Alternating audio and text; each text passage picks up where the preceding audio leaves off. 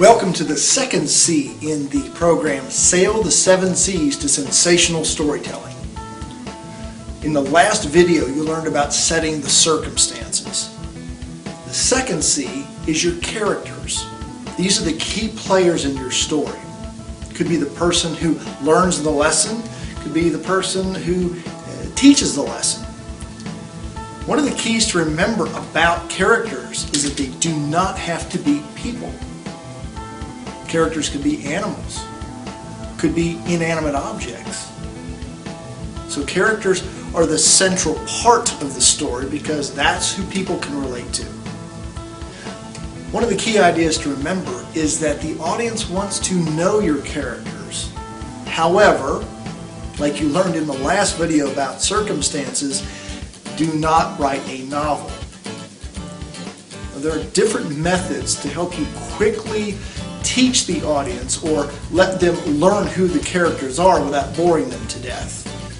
One of the most important is through a C that you'll learn later on, which is conversation. I know I'm kind of giving away future C's, but that's the risk I take in doing this program.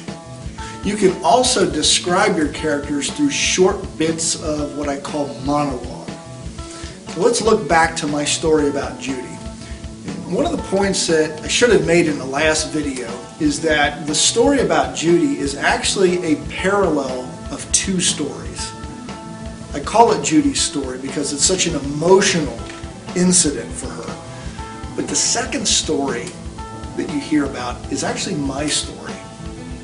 And depending on who my audience is and what the main point is, mine might be the central story. The version you heard, I was talking to a group of speakers and writers and trainers, and my point to them was, what you do is important. Never discount the value of the service that you provide to others.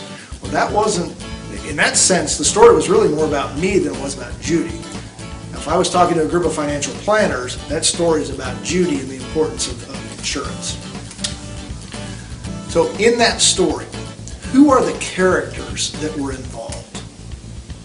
Well, obviously there was Judy, it was me, her late husband Jerry, but who else? How about the co-workers or the employees that Judy had that were depending on her? How about my friends and family who were making disparaging remarks over the years about insurance? All of those people were involved in a 5 to 7 minute story. But there's one other key character who appears at the climactic moment. It's not human. It's the check. That check changed Judy's life, and it changed mine too. It gave us different perspectives, and it's also a link that the audience can feel. So those are the characters. How did you learn about them? Mostly through conversation. I did do some description early on, though, in the story when I described Judy sitting down with her hair unkempt and the dark circles under her eyes, and clearly her eyes were bloodshot because she'd been up crying.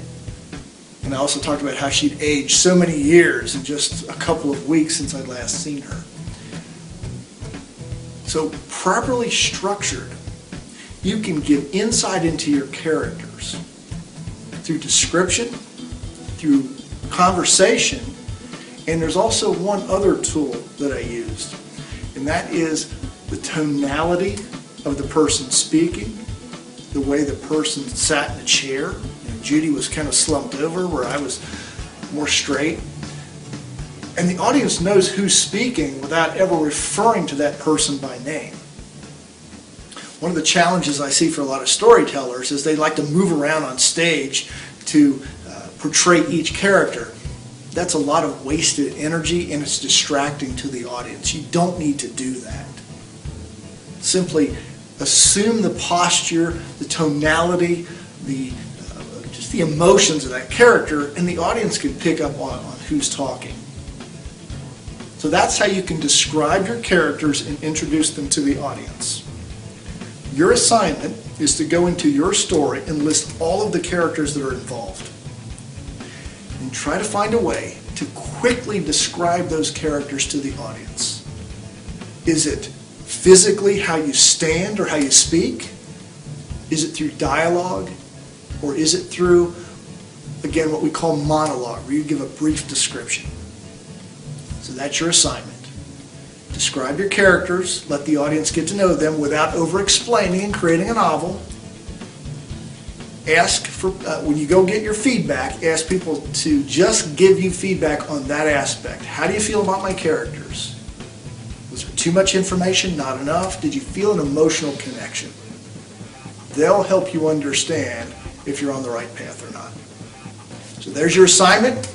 Go tackle it with gusto and have fun. And when we come back in our third C, you'll learn about a key component to building tension in a story. Until then, always remember, you have a story that someone needs to hear.